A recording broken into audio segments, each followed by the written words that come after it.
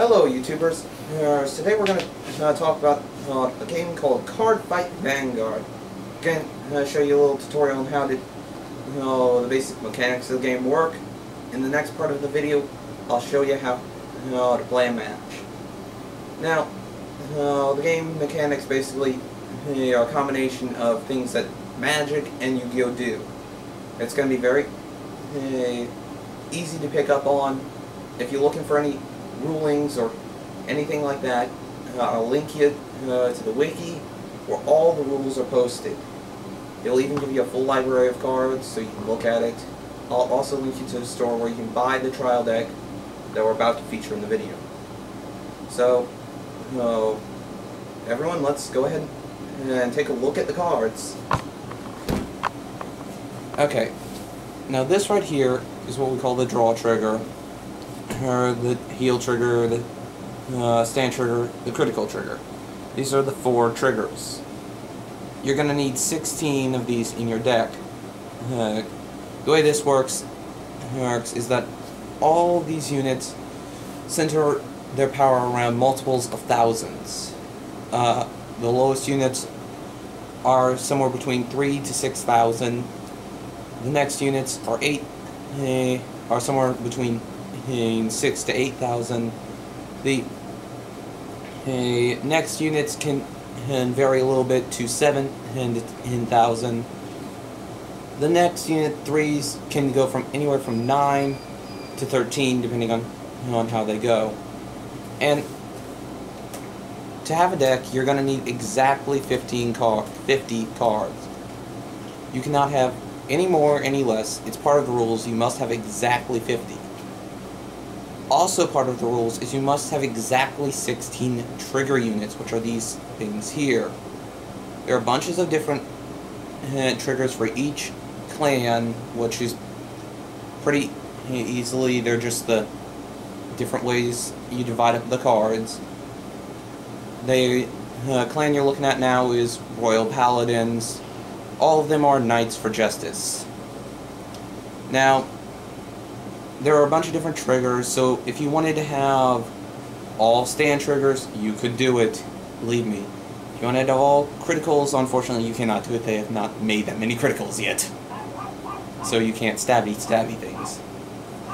But here's how it works. At a certain point in the game where you get to check for these units on top of your deck, and the way it's going to work is when you check this one from the top of your deck, you're going to get plus 5,000 to any select unit. You can choose anyone across the field. And then you get to draw a card with this one from the top of your deck right after pulling this. And there will be times when you get to check twice. When you check this one first, you have to check the 3rd card instead of the 2nd. Because the 2nd one goes straight into your hand, you just draw it. With the 3rd one, you get to check, and if it's a trigger, it can be any of these. All triggers give plus 5,000 to any select unit. Now, the next trigger unit here, this is a heal trigger. The heal trigger will heal a point of damage only if you are equal to or have more damage than your opponent. Damage can be an interesting thing. It can help you or hurt you depending on how it goes in the game. So, sometimes getting beaten up actually helps you. That's what this game teaches you. Yes, get a black eye, kids. Now, next we have the stand trigger. The stand trigger basically allows you to stand up a unit to any rear guard. We'll get to what that is later. But there's only one unit per stand trigger. You check 2 of these, you get to stand 2. Basically, it's like untapping Magic, if you know what that is. And it gives you plus 5,000, as I said before. Now, once you've stowed a unit, you get to attack with it, and it gets... and basically this means you can get 4 attacks a turn sometimes. Or sometimes 5 if you're really lucky. Sometimes that's not what you want, but it can help you in good situations. Next, we have critical triggers. A critical trigger is one of the more unique triggers to the game in the way of thought. These over here, you know, attacking again, healing, or drawing is understandable, and that works around game mechanics. This one, you get to add one critical. All units. This game is a bit different. It doesn't feature on life points like where Yu-Gi-Oh! You have if a unit's this strong, it will deal this much damage to you. All units so far start with a base critical of 1, meaning if they hit the vanguard, or i.e. your opponent's image in the game, they will deal your opponent 1 damage no matter how strong they are, unless they have an effect or you get this. This will allow you to deal 2, and in some instances, if your opponent has 5 damage and you draw 2 of these, which I've had done to me, you are literally smoked, hugged, and hung on a rod, because that would mean you have to draw 3 of these for what's called damage checks. Basically, every time you get dealt a damage, you'll take a card off the top of your deck and put it to the side in what's called the damage zone. And the way the damage zone will interact will be shown here. There are certain abilities like this one right here.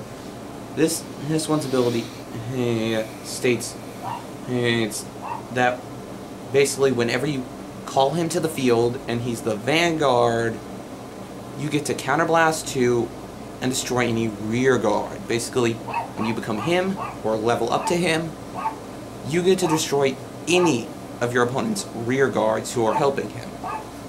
And to do that, you need to flip over 2 damage in your damage zone.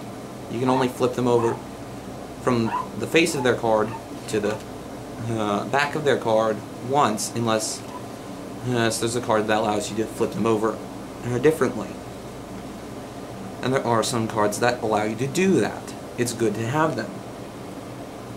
And then, basically, the counterblasts, and that's what they're called, vary in costs. This one costs 1, this one costs 2, there are some that cost 5, 3, and even 4 out there. I mean, they literally cover every spectrum. Damage never hurts you. It can make you stronger. Now, there's also a secondary thing you can draw from called the soul. Any past unit that you've ridden will go to the soul as you ride over him instead of going to the graveyard or drop zone or whatever you want to call it. And there are also cards that go into it, but basically there are cards that if you have this many under it, they get the power boost. And then there's others that are called soul blasting, where you'll take a certain number of cards, it can be anywhere from 8 to 1, and throw them into the drop zone, which is the basic graveyard for this game. And then they'll give you sometimes awesome effects, sometimes weak effects. It depends on the unit. Soul Blasts are really a different kind of way of dealing with the game. Now, with the grades, each has its own power. Like grade 0 here, they get to boost the unit in front of them because there's 2 lines, the back line and the front line. Your enemy can attack the front line. It will be composed of you and 2 rear guards on either side. And then next, you have grade 1s. They have the exact same ability, only they're stronger. They get to boost for more, they get better abilities to boost with, so on and so forth. Much like I explained and a little bit earlier, this is leveling up from level 1 or level 0 or grade 0 to level 1 or grade 1, level 2 or grade 2, and level 3 or grade 3. There is no units past grade 3 yet. There may be in the future. And then next you have grade 2 units. They get what's called intercept. If they are your rear guards, you get to put them in what's called the guardian circle, and you'll get to defend with them using this number here.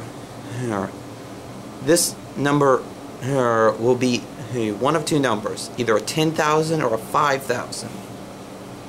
And this will mean that they get to block whenever your vanguard or rear guard is being hit and you want to stop it.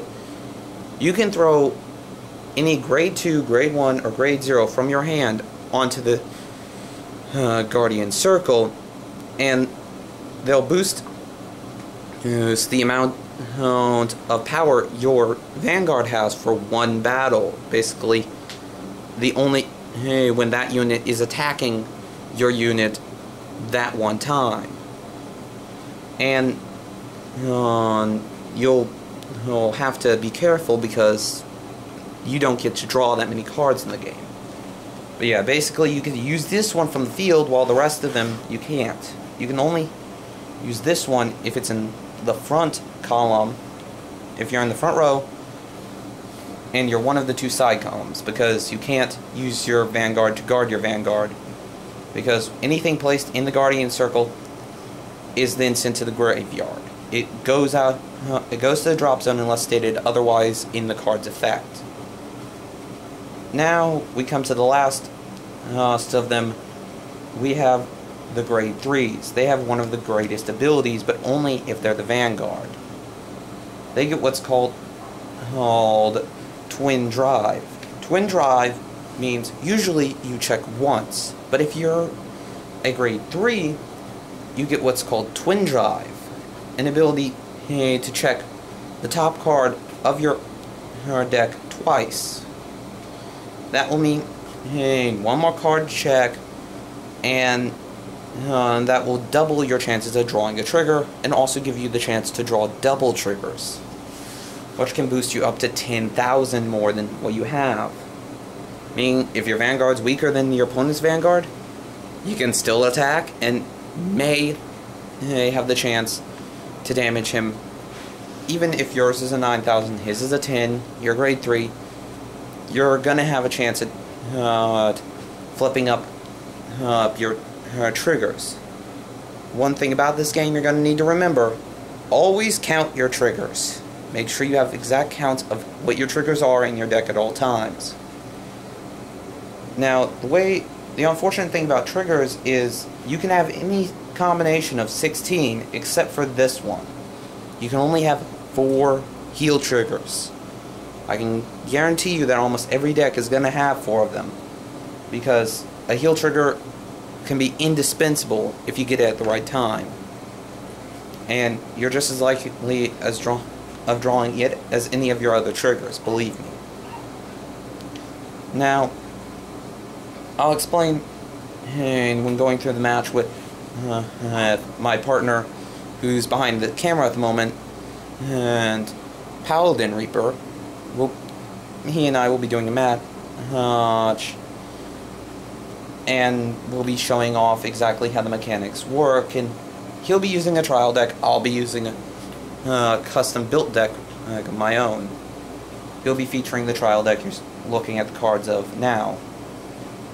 If you're looking for any specifics, if you're wanting to check out any cards, anything, I urge you to go to the wiki. They will have an exact wording of how the rules of the game work if you have any questions.